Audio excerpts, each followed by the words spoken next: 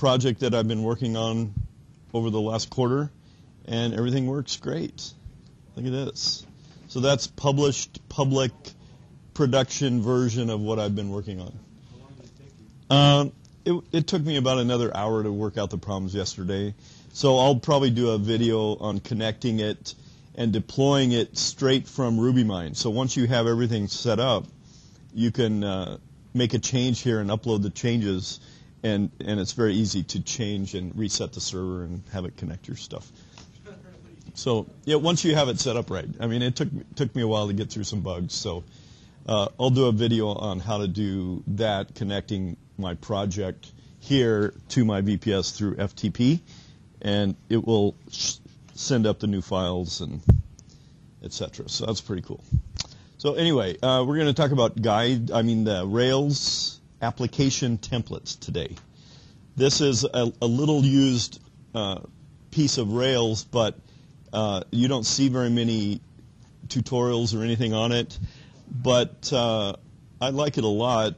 It's a quick way, because when you start a new Rails application, if you guys were to take what you have now and start a whole new application for a new company, you'd have a bunch of tedious stuff to start up with. Like, you'd have to install the device gem, you'd have to generate the views for that, and several things. You'd probably have to generate a blog and an articles page, and create some users, and delete the index.html from the public file. A lot of things that it's just tedious. Once you've done it 2 or 3 times, it's a pain, right? So why not automate that? And that's what their attempt is with these application templates. And they have a Rails guide on it here, guides.rubyonrails.org, Rails application templates.html. And it shows you how to use it. It basically says, when you do a Rails new blog or a new application name here, you pass it a parameter -m and the name of a text file. And this text file is a Ruby file that has basically rake tasks in it. It's written with the rake language. So here are all of the different methods that are allowed here. I can install a gem. I can install a group of gems. I can add some source, install a plugin, which is not really used anymore. Vendor, we don't need that. We can do some generations. I can generate a scaffold automatically. So if you're doing a same kind of a user model all the time, you can generate that. The same kind of a blog system, you can generate that automatically. I can run an external command, meaning this is this is based on a Linux operating system or Unix that says to remove the file in the index.html. I mean, in the public folder called index.html. I can run some rake tasks. I can change some routes. All kinds of stuff. I can even ask questions so that, say, I want to install the device gem on some people and not on others. I can say, do you want to install the device gem? And if that is true, then install it, otherwise not. So I can customize this as it goes through. So let's just do a quick one here to start with. This was written for, I see this now, this is written for my Mac, so this is not going to work. So I need to change this to how do I delete a file in DOS?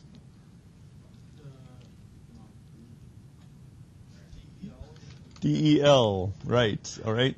So I'm going to change these to DEL, delete, short for delete, and that will run it in the DOS command. So I have this template on my desktop, and so I'm going to do this from inside of a DOS window to start with, and we'll see how this works. Let me get to my desktop. And here is my Rails template.rb file. So I say Rails new, and the name of my application, I'm going to call it Dave, and -m to use a a template, and then I give the name of the template file. All right, so what this does then, it goes through, creates the application, runs all of my lines,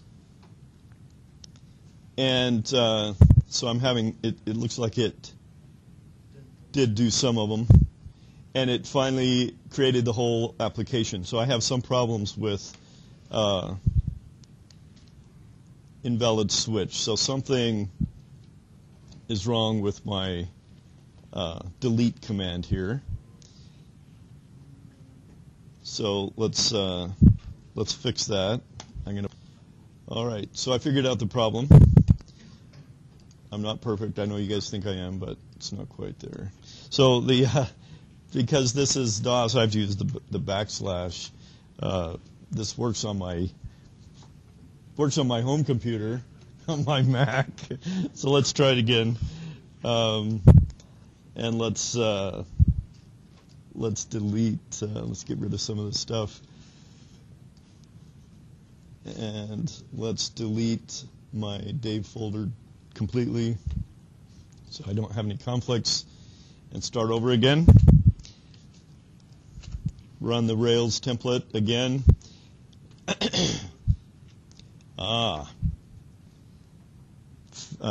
Favicon, it has a bad name here. Here's another problem. So this is good. This is good to have problems. What is wrong with this? This is straight Ruby code, okay? If I have a slash, so the problem is that a slash in double quotes converts the next character into an escaped character. Remember, that's how we got carriage return line feeds at the end of our DOS commands when we did that. So you'd put a slash n, slash r means a slash carriage return. So to make a slash work inside of double quotes, I'd have to double slash it. All right, that's one way to do it. Or I can make these all single quotes. So I'm going to leave it like that. That's easy to fix. So I'm going to stop this and rerun it, and we'll get it right. Overwrite. So now I have some files in there. I'm going to let it overwrite everything. It now ran my deletions correctly, and it's going to run my bundle install, and everything's happy.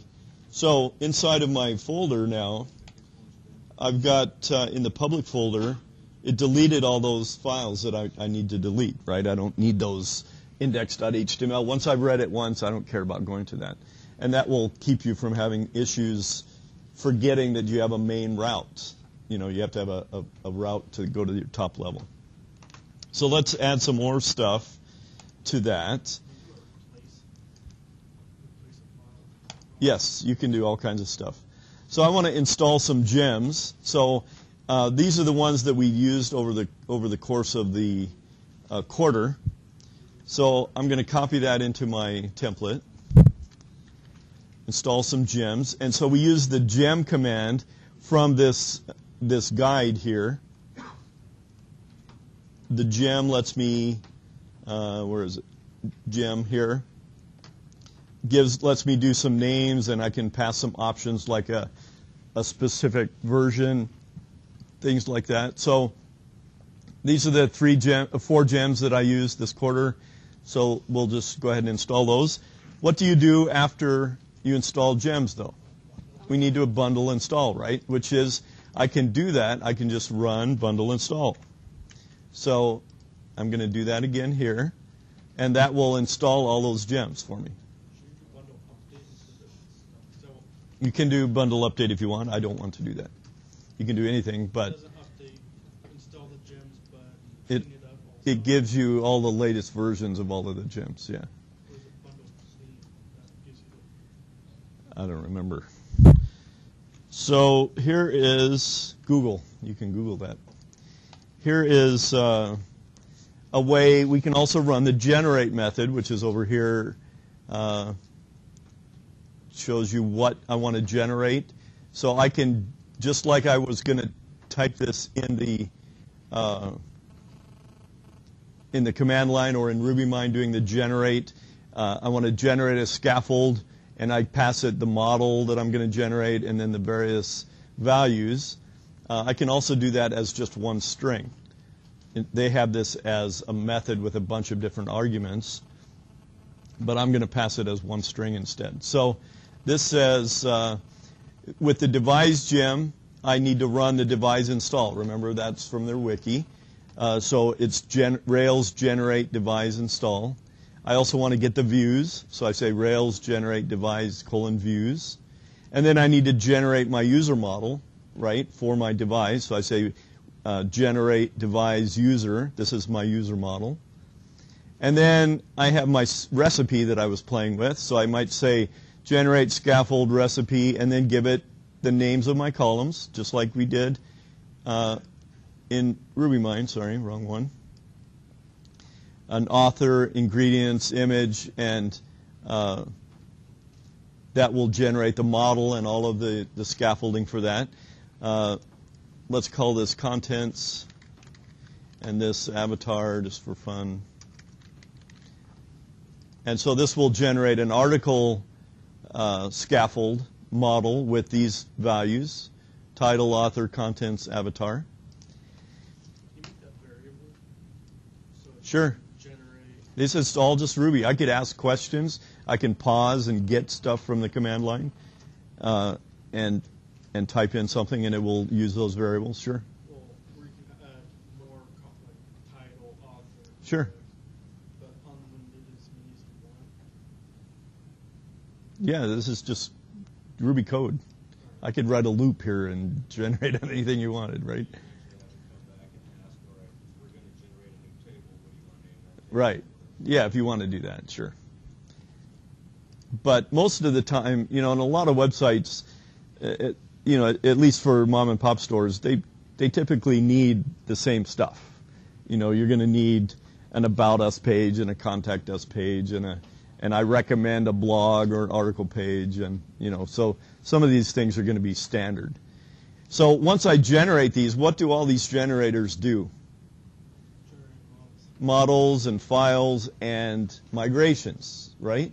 The migrations are what creates the tables. So how would I migrate now? Okay, so there is a task. I can use the rake method and say I want to run the task db migrate. I'm going to copy that over here. So this will run a rake method, just like in my here in my documentation. I can say rake and some command. So this is typically what we're going to do. Yeah, because each one of these generates just a new migration, and if I do any db migrate, it's going to run all the unapplied migrations at the same time, or one after the other based on the timestamp of the file. All right, so what else might I want to do? Well, I might want to change the route, my root route to go somewhere, and so this is another method that I could utilize. And I want to change the route to have to go to my recipes index page. Okay, so that's pretty good. That's not a bad little template. So let's rerun this. I'll delete my Dave folder so I don't have any problems with that. I'll rerun my entire thing here, and it's going to go through, delete some stuff, add some gem files, running the bundle install. So now it's doing the installation. I can see it going and fetching all the gems that it needs. It now runs the devise gem install, and I should get the output from that. Remember, it told you to do a few things, 4 different things. Here's the stuff that it tells you to do. Then I'm going to generate the devise views because I might want to play with the registration views, things like that. And that's doing that. It's creating all the files for me. Then I'm going to generate devise user, and that's going to create the model for me and all of its files. I'm going to scaffold my recipe with all of its models. Spajam. That should work here. There we go. And then I'm going to scaffold my article.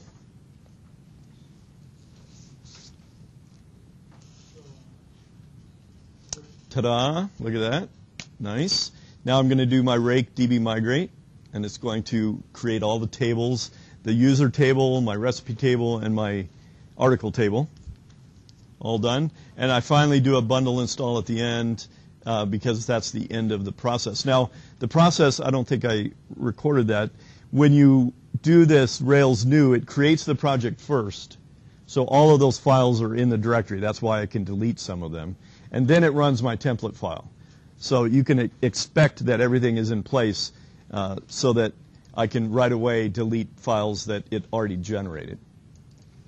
All right, so we're all done. I can change directory into my Dave, and those are all my files. I can look at my db/migration folder, and those are all the migrations that it created. I can run my server now. Let's just run my server, Rails S, to run the server. And let's try to get at it from, let's see, I don't have this running, do I? No, good. Got a problem.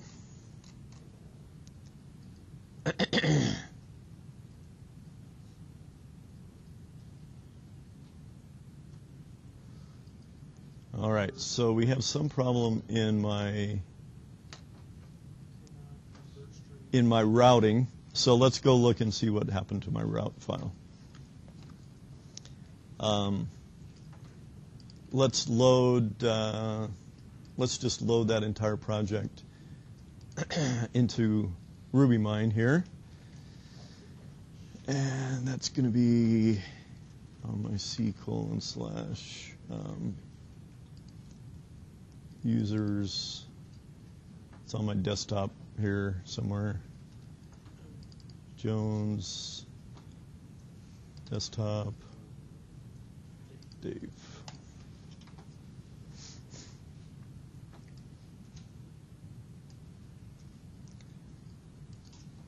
All right, so let's look at the route file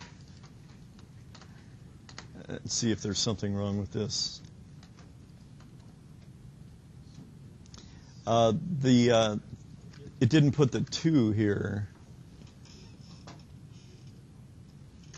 I would do it this way, which I don't know why. I must not have had it in my thing, so let's check that.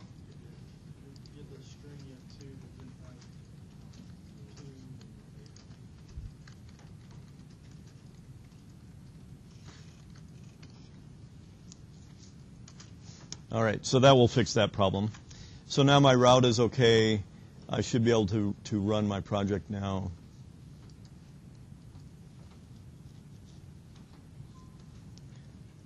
And while it's running, I can look at all my controllers. Here's my articles controller.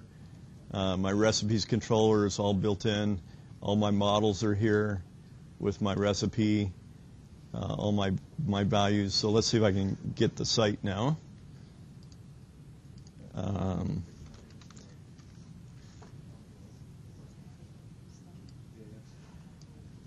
All right, so there we go. Look at that. Brand new application. It's got my recipes. I've got my articles should be here. My route goes to my recipes, so everything is working right. I could add, as you think of things, you can keep changing this file, and that's what I do is that as I get used to using some of these gems, I just add them to my installer, and it gives me a base Rails application that's easier to start up. I can then go in and tweak it, add my styling, my CSS, my layout file, and all that kind of stuff. So I think that's pretty cool. You can almost create the entire project with a single file like this. Yeah, I could create files. There's some methods in here to, I think it's file. I can create. It doesn't show it here, but it's just standard Ruby code. So I could take a string and create a file and save it as a file. I could overwrite the routes file with my own routes if I wanted. I could add an application layout that I am happy with by just copying the file into place from another place on my hard drive or something like that. So anything I can do in Ruby, I can do in this file. So would you have to do that CSS or everything's automatically centered? Well, if you already have your CSS file, I would just copy that CSS into place. Standard Ruby, would you have to do like a system if you want to do something in your template that only works? Yeah, a system, right. Or this run command they give you does that. Be the equivalent of system? Yeah. It's more, it's a rake command that they have. So almost anything I can do in Ruby, or anything I can do in Ruby, I can do in here. I can have loops and anything I want in here. It's just a standard Ruby file. Okay? Any questions on that? Play with it. It's fun. You can, and it'll take you a while. You'll generate an application and destroy it a lot of times. I guarantee it. Just like I did today. So once you get it right, though, it works pretty well. Yeah, right. And it's tedious stuff. I mean, how many times do I want to install the Devise gem again? You know, I don't need to learn how to do that. I know that I'm going to use it on every application maybe, so why not just let it create it for me? I can do this also in RubyMine. If I say a new project, by the way, I can give it a new project, Dave 42, and a Rails application. And then it asks me for the template here. I can say, browse for my template, and it's going to be on my desktop. I got to find it again.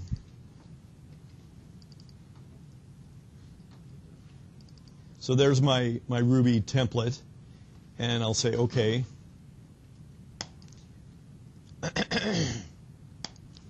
Create a new window, and here it is. It's going through all the creation, running the gem file again, adding the gems, doing the bundle install. So it's doing everything that my template did. It's now generating the Devise gem. I can probably see this come through if I look in my app views. An if statement, will that automatically stop prompt you? Yeah. Yeah, it'll stop. It'll stop the execution of that. No, you get a prompt saying, like, you have to put something in, or how would you do that? Just like when we were writing our Ruby applications in DOS.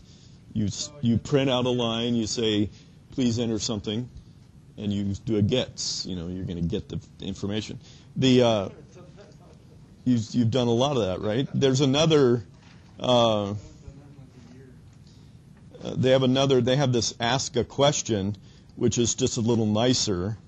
That's a method that says you put in your prompt, and what it returns gets stuffed into my libname here. So variable equals ask, and it stops the prompt, prompts you, you type in your word, it gets that and stuffs it into your variable. Yes?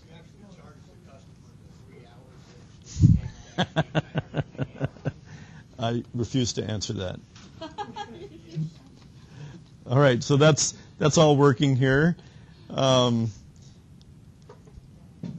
It depends on your contract with them. If it's a fixed price contract, this is all included in the price. Doesn't matter how time I do it.